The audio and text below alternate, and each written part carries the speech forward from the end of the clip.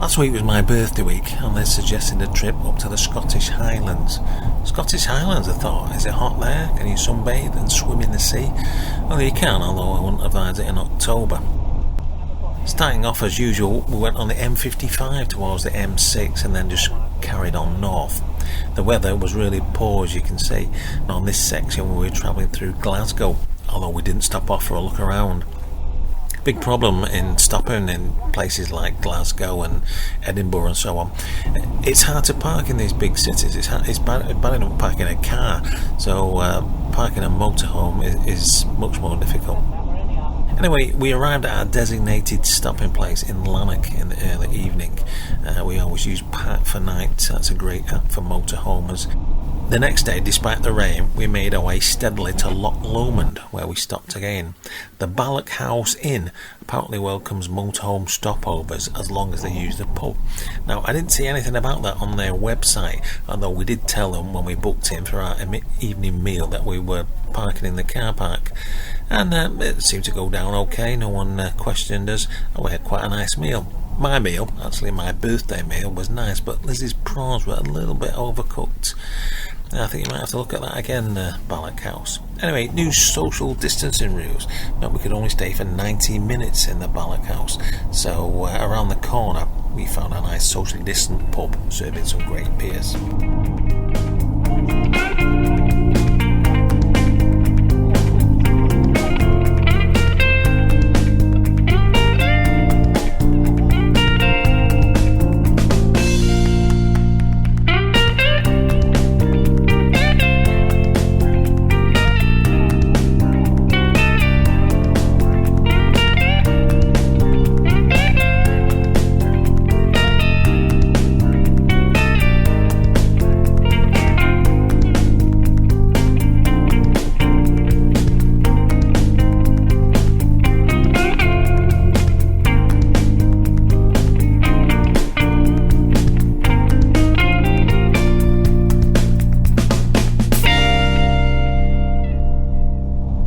Day 3 found us arriving at Mallaig, the quiet fishing village where we could board the small ferry to the Isle of Skye.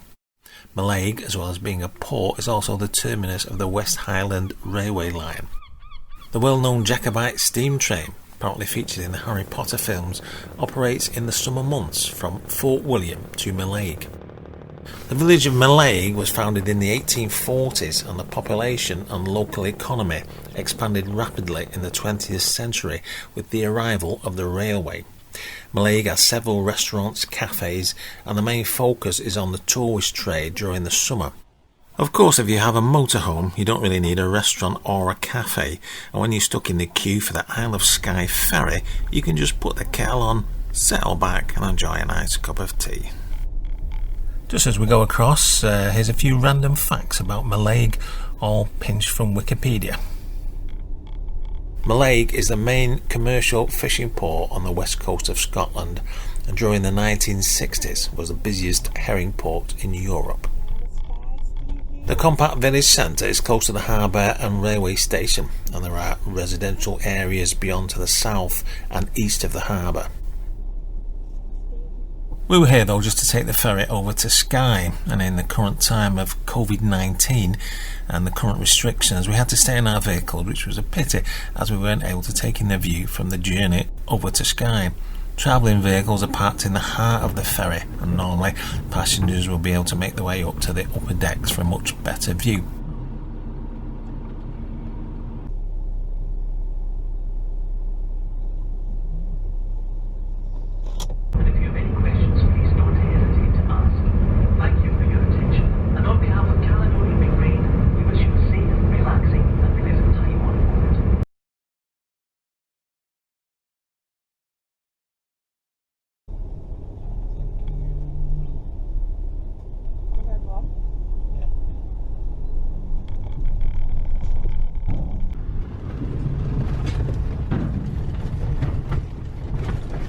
Here we are arriving in Skye. I always hate this bit, travelling over the short bridge to terra firma, but as usual we went across without any problems.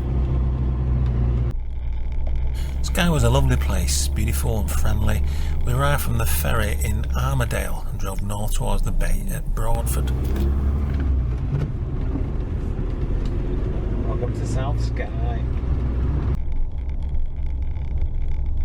639 square miles, Skye is the second largest island in Scotland.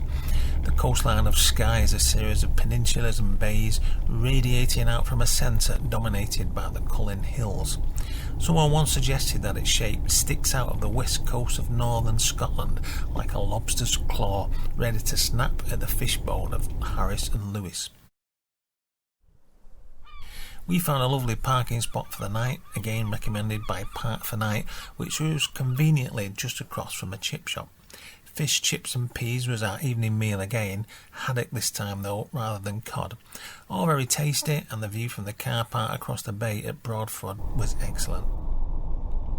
The rain finally eased off the next day, and we explored Skye, bathed by a warm autumn sun. Skye reminded me so much of Lanzarote, with deep valleys and great hills and mountains reaching into the sky. After picking up some black pudding, we followed the tourist route up to Kilt Rock and stopped by the Milt Falls. It was a little bit disappointing. We've been led to believe it was some kind of a spectacular waterfall, and there were certainly plenty of people made the trip to see it. A little bit disappointing. The main industries are tourism, agriculture, fishing and forestry, and the island's largest settlement is Portree, which is also the capital.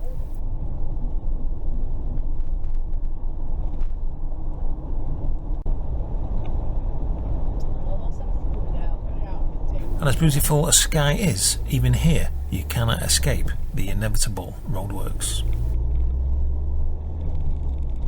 Later we left the island over the Skye Bridge to the mainland. The bridge was built in 1995 and opened with some pretty hefty tolls, which were happily discontinued in 2004. Back on the mainland we went in search of Plockton. Plockton is a small highland village where the TV series Hamish Macbeth was filmed. Macbeth is played by Robert Carlyle, and he is the village bobby in the small fictional village of Lochdoon. Macbeth is a laid-back, relaxed character. He's not averse to poaching the odd salmon, and he likes to apply the rule of law in his own way. He avoids promotion, as all he wants to do is to remain in his beloved village. The TV series is actually completely different to the books on which the series was based, which was a little bit of a surprise to me, and most of the characters in the series are the invention of the TV writers and not MC Beaton, who wrote the books. Not sure how happy I would be if someone made a TV show out of my book and then proceeded to change all the characters. Anyway, I think it's time to do a piece to camera. Yeah, this is Plockton where they filmed Hamish Macbeth. I've got to say it's a little bit of a disappointment. It looks nothing like it does on the TV show. I guess it's a very, very small place, and I guess that film and video just makes things look bigger. It's a very quiet village. The only bit I noticed that I can see from the TV show was the young lady reporter. I can't for the life of me remember her name, but I could see the house that where she lives in the series. Otherwise I couldn't really recognise anything.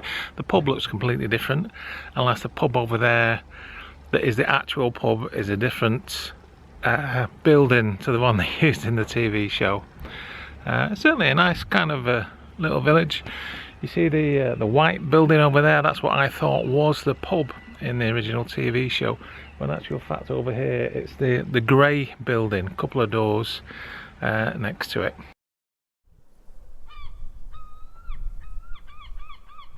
Anyway, nice little Scottish village, but a little bit uninspiring. I don't exactly know what I was expecting to find. I'm surprised in the gift shop there's nothing whatsoever on sale about Hamish Macbeth. No videos, no books, no DVDs. Strange. Years ago I visited Portmeirion, the Welsh location for the TV show The Prisoner, and that was very similar. In real life it was a very small place, but on the screen it looked much bigger. As we drove off we passed another couple of pubs, neither of which was the TV village pub, but I could imagine having a pleasant evening in Plockton with a nice pub crawl thrown in too. Hamish Macbeth was something completely different. I love the oddball characters like TV John, so named as he was the first in the village to get a TV set, and the other villagers who meet regularly in the village pub, and of course Hamish himself, torn between author Alexandra and journalist Isabel. Isabel, of course, the village reporter, was the lady I was trying to think of earlier on.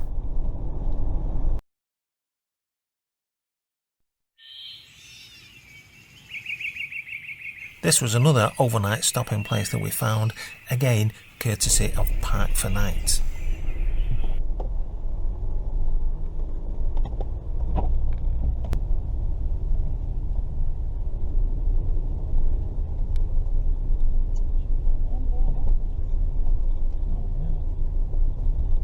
Travelling south on the A82, we came across a monument to the commandos of World War II. The commandos trained in the Scottish Highlands, and the memorial is not far from Audionautix Castle, I hope I've pronounced that right, which was the base for the commandos. The memorial consists of a sculpture by Scott Sutherland, and as usual in these sort of places, I was humbled by the courage of these courageous men who fought and died to preserve freedom. I've been pretty lucky myself, really. I've not been called to fight in any wars. I've not suffered prejudice or been sent to a prison camp. In fact, I've enjoyed a pretty easy life, really. It's not been that exciting, and a lottery win would have been pretty welcome, but at least I've been safe.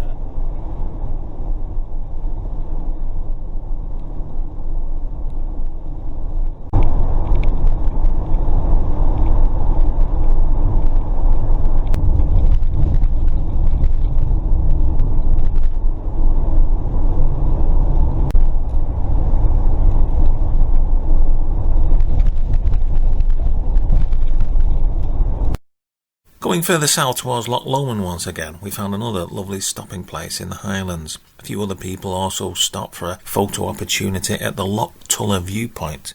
We took some photos, but were lucky enough to be able to put the kettle on and have a steaming hot cup of tea and a corned beef sandwich.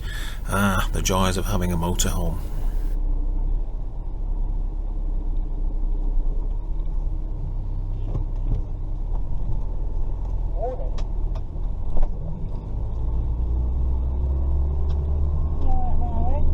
That was our trip to the Scottish Highlands and the Isle of Skye. The weather was poor, but the scenery was absolutely wonderful. I'm sure we'll be going back again soon when it's sunny, next summer, and of course when COVID-19 is but a distant memory. In the meantime, thanks for watching, and you can find out more at stevehigginslive.com.